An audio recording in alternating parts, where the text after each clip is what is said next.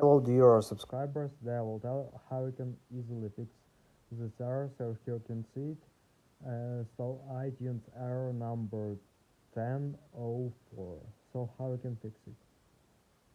So now for fixing it, you just need first thing, just check your Wi-Fi network. So just check if you are successfully connected to your Wi-Fi, or also you can try to restore your Wi-Fi router and just reconnect your Wi-Fi adapter. So just try to reconnect, just turn off and turn on again.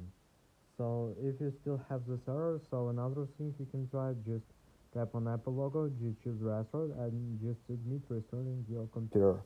So if it doesn't help you too, so you just need to remove your iTunes and just download and install iTunes again, or you can try to update iTunes to the latest version if you have available version. So now really if you have this error again, so you just need to try to connect to your laptop with another cable, or you can try to update your iPhone to the latest software. So just check if you have available updates on your iPhone.